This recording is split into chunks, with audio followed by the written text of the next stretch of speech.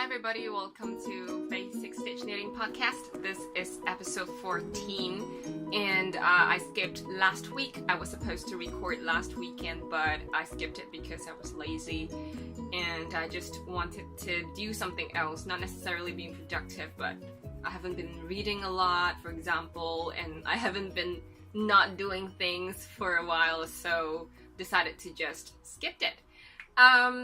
And I can't believe how that actually makes me feel rusty today. It's just 1 week, right? But anyway, you don't need that. You don't need to hear about that. I am Celine, coming to you from Hong Kong, and for information about me, the podcast, the link to Ravelry group, I'll put the link down below. Check out the down bar. And for anything that I mentioned in the podcast in this episode, you will find it in the show notes, link provided down below as well. And if there's anything you'd like to know but I didn't put it in the show notes, just comment down below or ask me in the Ravelry group or direct message me, whatever. So welcome, and thank you for tuning in. I'd like to start this episode by talking about numbers again. I think it's in episode 12, I talked a little bit about numbers, and I find out that sometimes when I talk about the Chinese culture or the culture in Hong Kong, I receive really positive response from you. It's not like, wow, everybody would want to tune in just because I was talking about Chinese culture, but I believe that, it's probably something that might interest you, and it elicits positive response. You see what I mean? It's not the number, but the quality of response. Because a lot of you guys just really took your time to write me long response, very thoughtful, very meaningful, and I learned so much from you. So thank you very much for commenting and letting me know that I'm really not talking to the camera and that's it. I really like to know that you're there. So yeah, I like to talk about number 14. Oh, look at my nail. Okay, they have grown up a little bit. Is it focusing? But what's so special about this is I haven't been doing nails forever. Like, back in 2012 and 2013, I guess, that was my peak when it comes to nail. I did paint my nail all the time, and most of the time it's different shades of red, like bright red or darker red, maroon, burgundy. Are they the same thing, maroon and burgundy? You tell me. Anyway, so after going to Italy, living alone for a year, and having a lot of time to think about, life or what I want out of life and what's distraction to me, it's not a conscious decision, but for some reason I just quit painting my nails, because once you're used to having color on your nails, you just but you're just kind of like not used to not seeing color on your nails. But I decided, not a conscious decision, but I kind of felt like it's a distraction, it's a waste of time, I don't need that. I just didn't do it for a long time. And when I work, every single human being, except the ones that identify as male, the rest of them usually have fancy nails. And I was probably the only girl without fancy nails. And I was fine with that. And I said, if I have color on my nails, if it's like gel art especially, I would feel so self-conscious. Like, oh, for example, I don't know why this is on my bed, but instead of giving something to people, I'll be like, oh, oh, I don't know. Anyway, because I feel like if there's anything on my hand, especially when it's gel art, it feels fancy, and it makes me self-conscious, and it makes me feel like I'm high maintenance when I'm totally not, so I don't do it. But recently we have really close relationship with my neighbor, with our neighbor.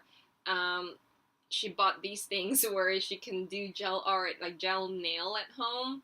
So she did it for me, and it's free, so I was like, and she needs practice. She needs more fingers. So yeah, this is it. I'm pretty sure you're not interested in that, but yeah, it's been 3 weeks. Number talk, 14. So if you remember, I said 14 is an unlucky number, because 14, okay, 14, and in Chinese we don't say 14, 14, we say 10, 4. So 10 is sup in Cantonese, and 4 is say is Cantonese. Sup, which sounds similar to sup, is surely, must, and say, which sounds like say in Cantonese, and say means die. So it's like you surely die. So 14 is like unfortunate number. When people buy lottery, for example, they will try to avoid 14 or 424. Meanwhile, 13 is not an unlucky number. 13 means you'll surely be alive. And Celeste from Yarn to Table asked a very smart question. She asked about the number 8, because I'm not sure if you know, but you probably have known if you have been to like Chinatown or whatever. Chinese people are obsessed with the number 8. Okay, I didn't actually check this. I know I should, but I didn't. Celeste said, is that why Beijing Olympics commenced on the 8th of August of 2008? Like 080808. I'm pretty sure that was the reason why. And I don't even remember that's when Beijing Olympic commenced. But let me tell you why Chinese people are obsessed with number 8. First of all, 8 in Cantonese is pronounced as bad, and then in Mandarin it's pronounced as ba. So bad and ba, and it's actually connected with this word called fa, or fat in Cantonese, like fa in Mandarin and fat in Cantonese. And this word has a lot of good meanings. The most superficial meaning would be to grow rich. And it's not just to grow rich slowly.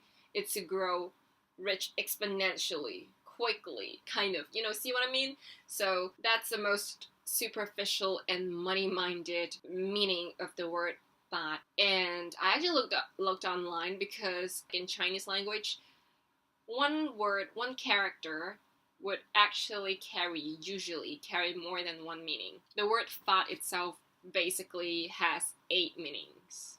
No, 10.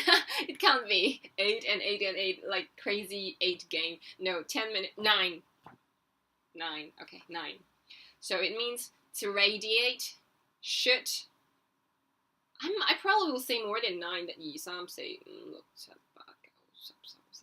Yeah, I actually wrote 12, but then made like some of them mean the same thing.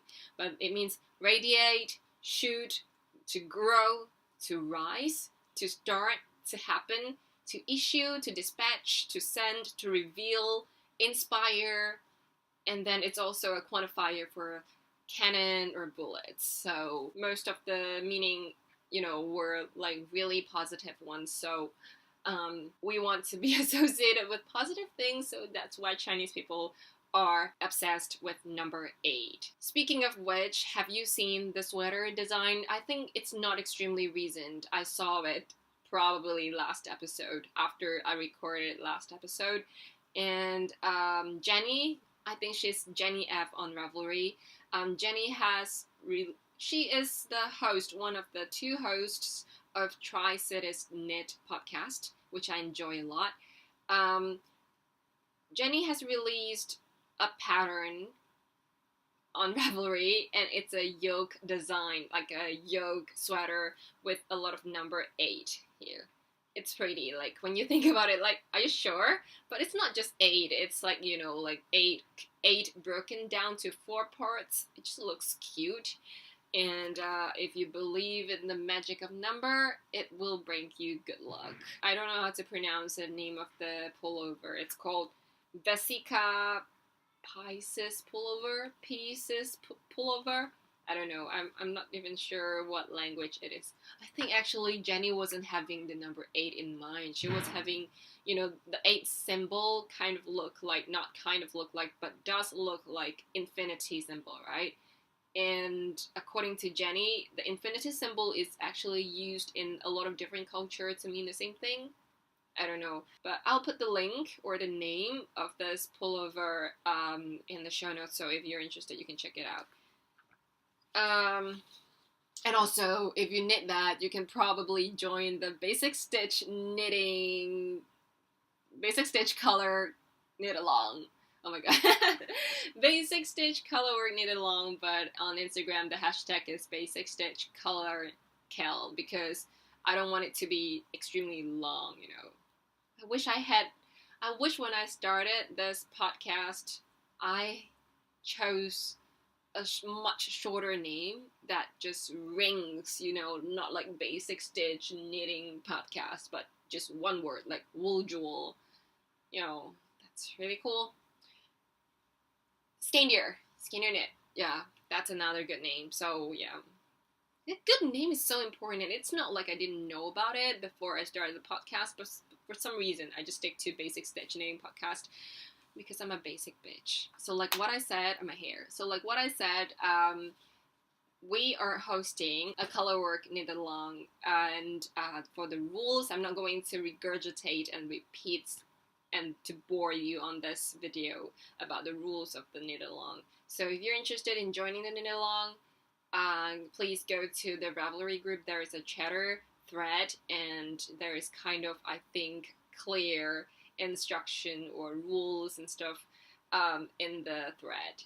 And just one thing I like to mention, because people asked me about it, and that is because I put the limit on 100 gram of yarn, and if you're knitting something smaller than that, say for example like 50 gram each, what you can do is you can combine projects and put them in one single post when I open the FO thread, the finished object thread. And there are a lot of you in the chatter thread already, even though I haven't even talked about prizes or whatever. So thank you very much for joining the knit along, and we still have like a few months to go, so do join us.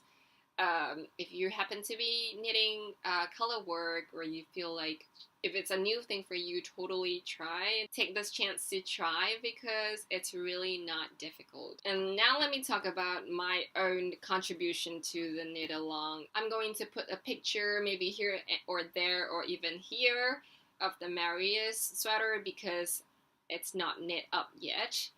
I bought the English version from SKG. I plan to knit the DK version. Marius sweater has a lot of different versions, and then it has like, you know, DK weight and fingering weight as well. So if you go to Ravelry group, you will see, you know, just search Marius, and there will be a lot of result. And if you choose to buy one from Sonus Design, which will offer this pattern in Norwegian, you can just scroll down to the bottom of the page, and there will be a link to the website called SKD Yarn, I think. I think SKD is the only website where you can buy the English version of Marius sweater, and they also sell some really good yarn that's suitable for stranded knitting. And I'm so happy that the wife of SKD actually noticed that I am hosting a KAL, and then I'm knitting a Marius pattern, which I bought from SKD. I wasn't really like plugging it, but I'm just happy that she reached out and offered you guys a pattern, I mean like a discount code if you're buying things from their website. And I know it's so funny to say wife of SKD. Her name is Murdo, but when she talked to me, when she reached out to me, she was like, SKD is my husband. Maybe she was married to the business. Just kidding. Anyway, so I'm going to put the information of the discount code and everything, the rules and everything here, or even a white screen, I don't know, because it's awkward to read the code.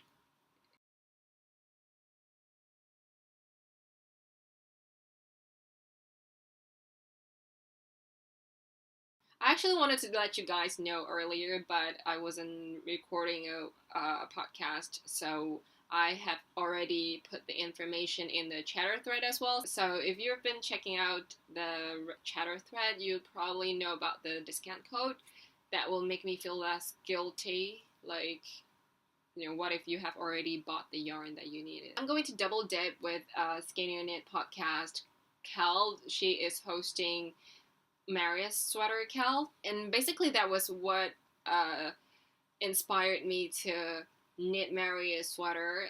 I mean, Ellie has been talking about Marius sweater forever, ever and ever and ever, probably since the first episode, and since then I have always wanted to knit a Marius sweater for myself, and I bought the pattern but never actually got to knit it, and now that she has a Marius KAL, I just wanted to double dip with that. And you're welcome to double dip or triple dip or quadruple dip, I don't know. And what's 5? It's not hexa. Penta dip. Oh, I knit my Marius sweater with DK weight drops yarn. This is drops Lima. It is 65% wool and 35% alpaca, I believe. Look at it. So I'm going to knit this in the most traditional color, and that is, blue for the main part of the body, and then I'll have some white as the motif. Do you call it the motif? Like the contrasting color with the navy, and then this part, like I will have red at the top.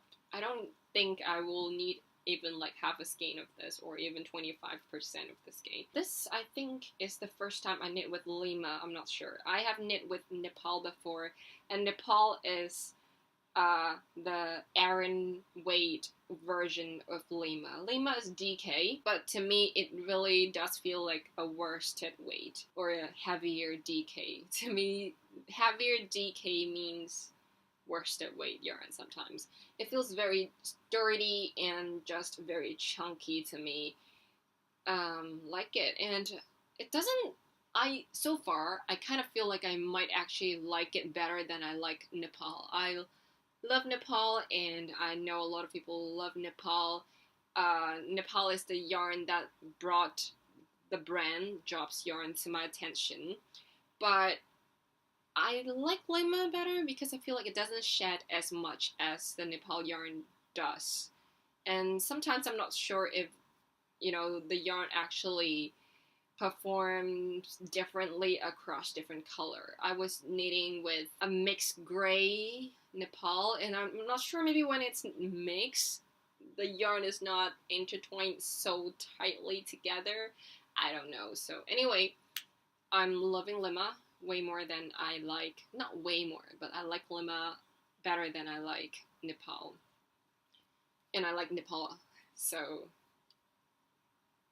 Well, and look at that. I know like I know you have been knitting using drops through and through, and you don't want to, you don't care about me talking about drops yarn, but look at that.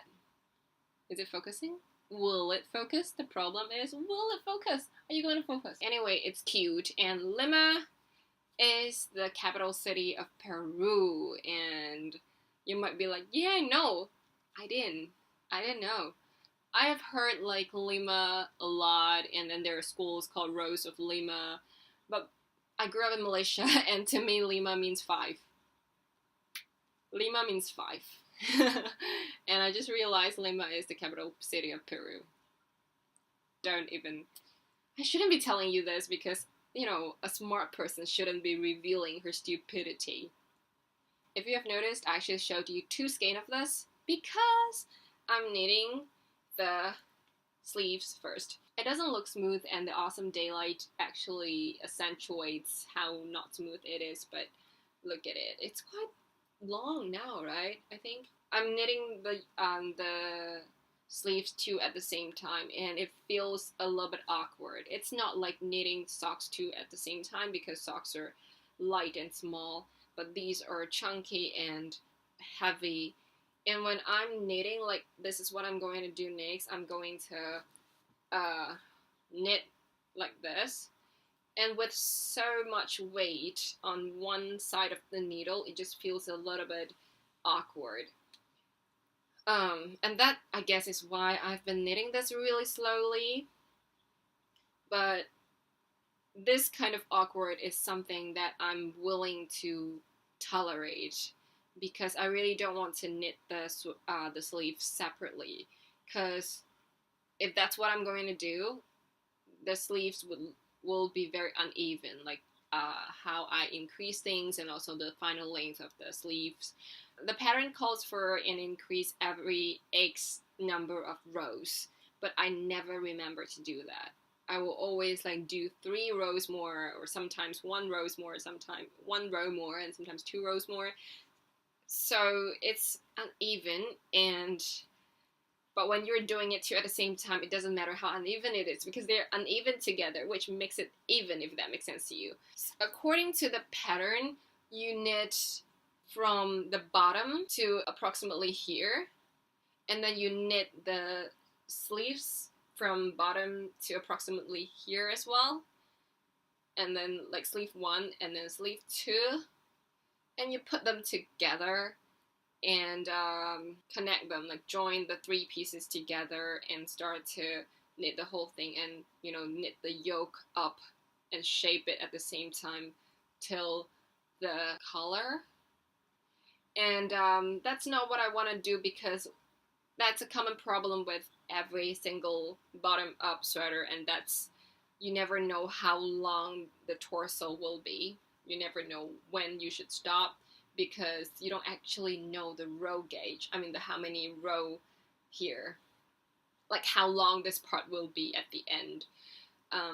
Sure, you can definitely swatch and check the row gauge and see, like how long this will probably be. But I don't really trust my swatch, because sometimes, because I'm a lazy person, my swatch is usually, I'm not sure if I have my swatch here with me. This is my swatch. Ta-da! I'm like, I only needed to know, because the pattern didn't actually provide the gauge for the row, like no row gauge, only stitch gauge. And so when I knitted, I was like, oh, I only need to know the stitch gauge only anyways, so I wasn't, like knitting more. And I'm lazy and I just wanted to stop and cast on already. Sometimes I don't really knit a gauge swatch to get the gauge. I knit it to just feel like I'm doing something I should. So yeah, and when your swatch is not extremely big, the row gauge may not be reliable as well, because when it's like a big garment, there might be some pulling by the weight, by gravity, so it will affect the row gauge as well. So yeah, but I really don't want to not know how long the sweater will be, and I looked online and see how people do it and tweak around it. And because Marius is a popular pattern, there are a lot of people doing changes to the pattern, modification to the pattern as well. So what I'm gonna do is I'm going to knit the sleeves 2 together, and then I'll do professional cast on over my chest, I believe, and then I'll connect the provisional cast on stitches with the 2 sleeves and knit the Colourwork, the yoke pattern, bottom up. And when I'm done here, I'll start to knit from the chest, if it's the chest part, from the provisional cast on top down, so that I can control how long the sweater will be in the end.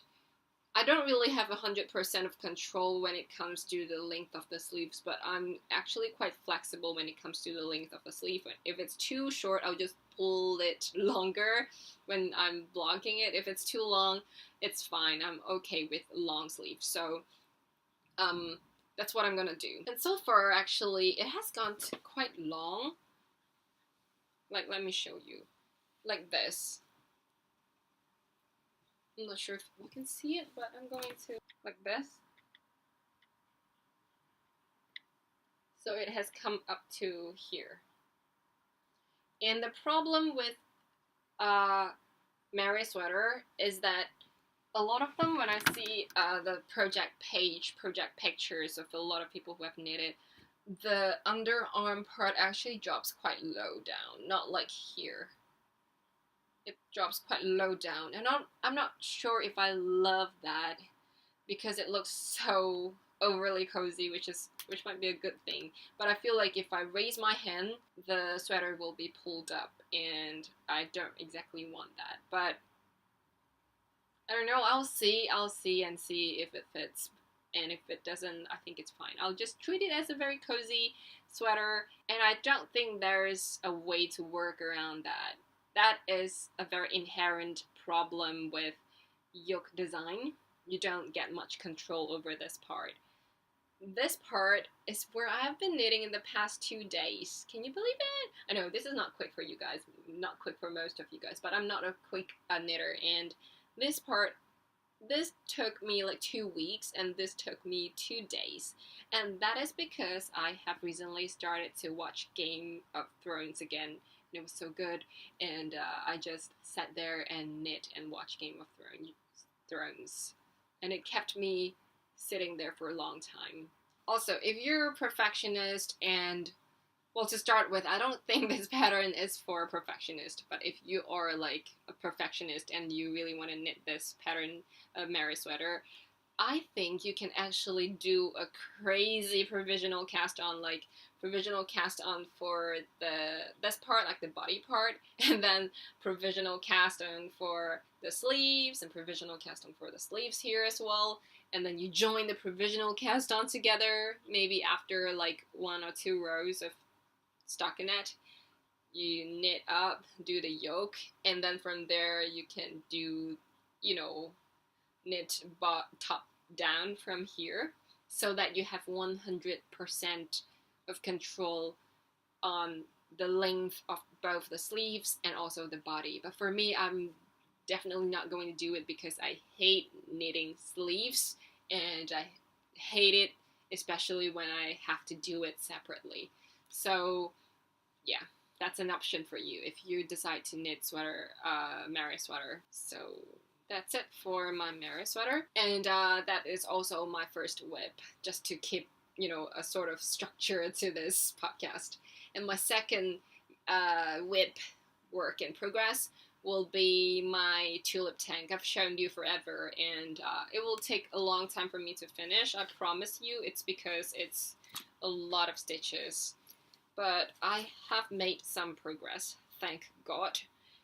And if you remember, last time I showed you, I was still doing the bottom short row. This tank top has like a very interesting shape at the back, like it basically curved up like this, and then this part are like overlap, but you will see that tulip opening at the back, and that was achieved by doing short rows.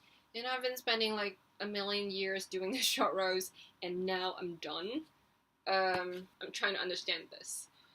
Bum bum bum bum bum bum bum. Okay, so after finishing the short row, I put the first half of the stitches on a waste yarn. This is the cotton waste yarn that I'm not going to knit because it bleeds.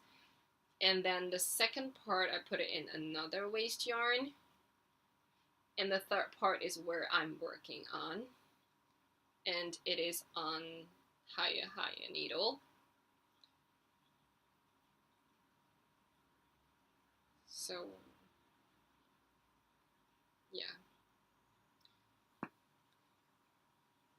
And I work back and forth on both the wrong side, right side, and the wrong side, knitting it flat. And this part will just grow into like the upper body here. And then after that, I think I'll work here. I think. I don't know, like the fun part about this pattern is that I basically only understand what I'm doing while I'm doing it, because the construction is actually quite special. And when I look at the picture in the pattern, I can't say I understand what I'm doing totally. I can't, you know, so yeah, it's pretty big now. And it's gonna be, you know, like folded like this. It is knit with a linen yarn, and it feels kind of heavy. I'm not sure, and it creases so easily, which is totally a property of linen. And I'm feeling a little bit weird about this project because I love knitting with linen. At least I love knitting with this linen. It's brandless. I just bought it from a local shop in Hong Kong. But I'm pretty sure you can buy really nice linen somewhere else. And I'm not sure if they... this is definitely not the premium one, I don't think. I love knitting with it. I feel like I knit fast with it, but it's just a lot of number of stitches, and when I'm working on it, I just don't feel like I will get a lot of wear from this, mainly because I don't know. No, I really can't judge this until I give it a good wash, because linen looks so different before and after a wash, and right now it's, the stitches, if you can see clear, it looks not very tidy. And I just want to say it's not my fault. It's just how linen yarn work. I put this summer garment in this bag that I've shown you, a dancing polar bear, because I love the contrast of a dancing polar bear with summer garment. And also because I don't have a lot of project bag. And then next, I'm going to show you a hap that I was knitting, and I'm pretty sure you would think I have finished it, close, but not there yet. So, ta-da! Oh my god, this is actually pretty. I put this away for a while, and I forgot how beautiful it looks. So, millions of ends to weave in. So this is how it looks like. OMG. OMG. Thank you, Celine. Thank you. I almost forgot how pretty it looks like. Really? This part I knit with Toko Briar Patch yarn. And this part I knit with, like the upper part I knit with Cascade 220. The color is slightly different. And then for this, like the edge, Cascade 220, and everything else here is Cascade 220 in the fingering weight yarn, and I love the yarn. It's so good value, and it's really good. Sometimes you feel like you need to sacrifice a little bit, like the quality of the yarn, because it's cheap, but it's not usually, it doesn't have to be the case. It's like shoes, you think expensive shoes are better. You think expensive stilettos don't hurt. Whether a pair of shoes kill you has nothing to do with the price tag, okay? So, this is, I don't even remember the name of this technique. What's it called? Applied border. And I was so silly because I was so scared about this technique. I've never done applied border before, and I don't even know how it works. Not just how it works, I just don't know what it is and the application of it. So I posted a post on Instagram and said, like, help, I've never done this before and I'm scared. And people, because just reading the pattern, I'm not saying the pattern is not good. It's just that sometimes I'm really not very good at visualizing skills. I am way more sensitive to words than to pictures, but I can't learn, say for example, how to fold origami or to knit by just reading book, even though it's a book with a lot of pictures or very detailed instructions or whatever. So video would be really helpful, and people actually suggested me to check out the video. I was like, yeah, totally, why didn't I think about it? And I watched a couple of videos, and my favorite one is the Blight Border video done by Kay from the Bakery Bear podcast, but it's only accessible if you're one of the patron, but you can support them through the platform Patreon. And it's one of the best tutorial that I've seen when it comes to applied border. And I think Kay's video is the only one that suggested using two different pair of needles instead of just use the same needle, because that way you don't have to turn the whole project every time you do the applied border. It might be very, self-explanatory to a lot of people, but a tutorial was meant for a complete beginner, and that was a very, very useful tip from Kay. And I just enjoyed it so much because basically you don't do like in this direction, you do it in this direction. So it's a really short row, and sometimes you feel like you're gonna do it forever because it's really short rows and many rows throughout the whole edge. But here I am half done, and I'm going to stop here for a while because, okay, the testnet. This is a testnet project, and the pattern is out, I believe, and go grab it. I think it's free. It's a pattern by Black Hair Yarns. I was a testnetter for the Hap, and I really enjoyed my experience because there are a lot of other experienced knitters who are also test knitting for this, and I could learn a lot from them. And just sometimes it's not a particular technique, it's also about how people put into thoughts and are willing and brave to tweak things a little bit, and that confidence, to tweak things, and that confidence that what's gonna be better for you. Sometimes I feel like I'm really like saying stupid things on this podcast because there are a lot of things I've never tried, and I don't know, I feel like I'm very vocal about my inexperience. Not sure if that's a good thing. Just really want to show you more because it's really, really pretty, and it's a free pattern, so there's nothing to lose. It's not just a hat, because a lot of hat, they kind of like stop right here, I think. But the extra lace border, oh my god, icing on the cake. Okay, I haven't really explained why I stopped there. The yarn is getting tangled, so I'm not going to remove. I only have this much left, like Cascade 220 and the colorway is in the navy. I only have this much left, and I am pretty sure this is not going to be enough for, half of this, because as a test knitter, one of the most important thing you do is you weigh your yarn, and I weighed my yarn and did some really genius calculation, and I know how much it will take for me to finish like one side of the lace border, so I am going to stop until I have another skein of in the navy 220, Cascade 220. I'm not buying it yet because I'm on a yarn diet, if not a ban, and and also, the shipping cost. I want to make sure I buy enough yarn to cover the shipping cost. So it's definitely not like I'm going to buy just one skein of yarn. I need to buy quite a lot of yarn. But right now, I don't want to buy quite a lot of yarn. So, and the project can wait. I'm pretty sure. I mean, like, it's okay. You see how pretty it is. And I'm going to definitely show you the Hap as well when I'm done, or when I picked it up again. Look at it. I can, the lace look like this, but when it's open up, it's really pretty. Okay.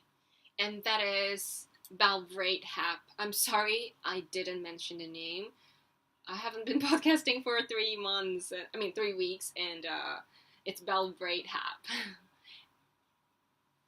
Anyway, so, if I forgot to say anything, the name, the designer, the yarn, or whatever, go check out the show notes. The show notes are there for that purpose, and also I will put the link in the show notes to my project page.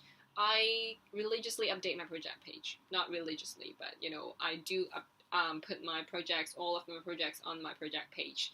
And I try to record as much information as possible just to remind myself of what yarn I've been using or whatever. So if you're interested, if you're really interested in the project, there will always be a method for you to look for it. And that is my third whip. I don't have any FO for this episode, and instead I like to talk a little bit about something that I touched upon last episode, and that is the deliberate mindfulness in our craft, and in my case, it's knitting. Last episode, I talked about how I organized my yarn and also how I felt about having an ever-growing yarn stash. I stressed that my stash may not be overwhelming to you, and it's a very subjective thing, like the level at which people start to feel like it's too much. Some people never feel that. For me, I'm a person who easily feels overwhelmed by physical possession, and at the same time I am very conscious on a stubborn level almost on how I spend my time, how I pace my day and stuff like that. The most important thing for me is that everything that surrounds me is a result of mindful deliberateness. I know it's not always possible. The world is chaotic and messy. Things are messy, human relationships are messy, politics are messy, money is messy, everything is messy. So, and I'm not talking about the footballer. Not funny. But, it's just important for me to have some control at least on something. It's all about deliberate mindfulness or thoughtfulness, if you like. When you're mindful about your possession or about your craft, what you're gonna knit or what you're gonna make, usually you are more selective because your time is limited, your resources is limited, so you need to be selective. And to be able to be selective, it needs a lot of self-understanding of what you like and, and that's why I feel like being mindful is so good, because it allows you, or it forces you, it leads you, guides you to be self-understanding, to understand yourself. For example, your color palette and the reason behind your preference, like, is it just a matter of taste, or is it because you like a particular color because it goes well with your skin tone or your hair color, or it goes well with another color that you really love? Is there a reason behind your preference? Is it an expression of an image you'd like to project, or just an expression of yourself? And the type of constructions, like, say for example, when I was knitting my Marius sweater, I thought clearly, very carefully about how I'm going to tackle the project, the construction from top down and bottom up, and I was able to do it because I know what I love and what I hate. I don't like knitting sleeves separately, I don't like to knit bottom up, so what you choose to do with your project comes from your understanding about your likes and dislikes, and also your yarn choice. It comes down to the texture, what you like, and maybe it has to do with the fact that your hand is clammy, and you want to have some sleeker needles or sleeker yarn, and also ethics, whether you care about animal welfare, whether you care about whether the yarn is local to you, which usually means like supporting the local community and also reducing carbon footprint, whether the processing of the yarn harms the world, the environment, whether it's environmental friendly, whether it's fair trade, like if the farmers or the people who produce the yarn was paid fairly.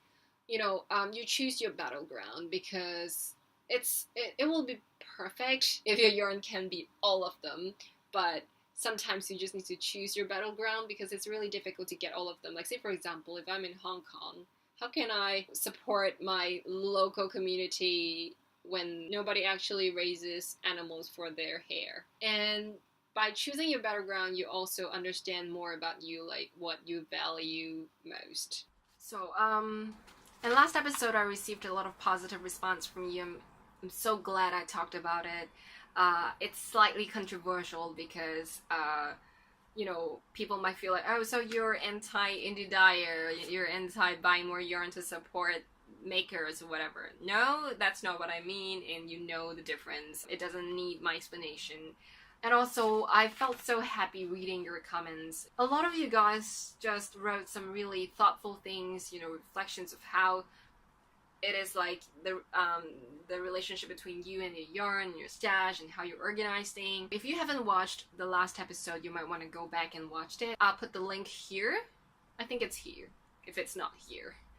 And also read the comments because they are so good. Thank you for responses, and I really enjoyed reading them, and I took time to reply to all of you guys, and your responses are so inspiring. And I would especially like to direct you to the Ravelry group, the show notes thread of the episode, because my friend Rena, and her Instagram name is Sweet Scissors, left a very long and thoughtful comment, and she talked about how she organized her yarn as well as her solution to those single skein of yarn. Like if you have a lot of single skein of yarn, like if you happen to just have one skein of this, what do you do with it? They just accumulate, you don't have a project for them. And she shared her insight on how she uses those skein of yarn. Basically, in short, she would go to Ravelry. She knows how much single skein of yarn she has, and then she goes to Ravelry and search for one skein project and do a lot of gift knitting. That's amazing idea. And if you have more ideas about how you deal with your single skeins of yarn, do let me know because I need them desperately. And shout out number 2 is to you, Joe. Joe is Ravelin Yarn on Instagram, and this is what she replied to the Instagram post where I announced the latest video is up. She said, it's about being inspired by my yarn stash.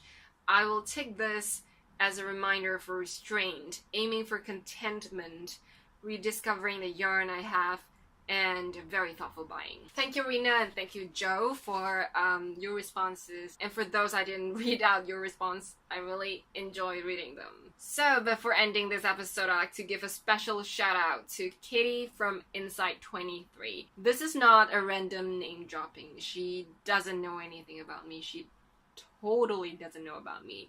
So it's not like, oh, I know her, we're best friend. But she has been recording her 30 before 30 videos to celebrate her birthday at the end of this month. And I've been watching the videos, the shorter videos, and they were so good. They are amazing. I just really admire Katie for being honest and open and so well spoken as well. And she's also reasonably positive, and I put the emphasis on reasonably because sometimes it gets a little bit unbearable when somebody is positive all the time, but she's being reasonably positive, and she injects a lot of, like, you know, insights in her positivity or positiveness. And to me, that is a reflection of intelligence, and I really enjoy those videos. So go watch the videos if you haven't. And yeah, that's almost it. But before really ending this video, I'm like to show you something, and that is, ta-da! And my boob doesn't feel anything. Okay. This one, I actually posted this photo on Instagram as like a story. And I bought it one day. I was having lunch with my workmate, and we walked past Cotton On, and we saw this, and both of us bought one each, and it says Outer Space. Outer Space! It's an otter with the astronaut cap thingy. I don't know what it's called. It is amazing. Amazing. I mean, it's not the best size. I mean, I chose the second smallest size again.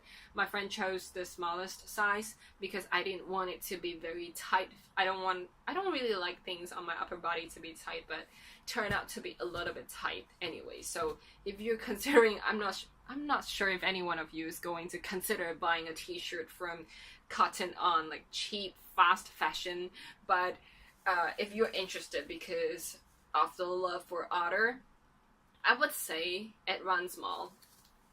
But that's not the point. You know, this part shows how cheap this t-shirt is, but that's the amount of, I don't care, you know, because it has otter. And not just otter, but, you know, outer space. I'm going to end this episode just like this. As always, thank you for watching, and I hope to see you guys again 2 weeks later. Bye bye!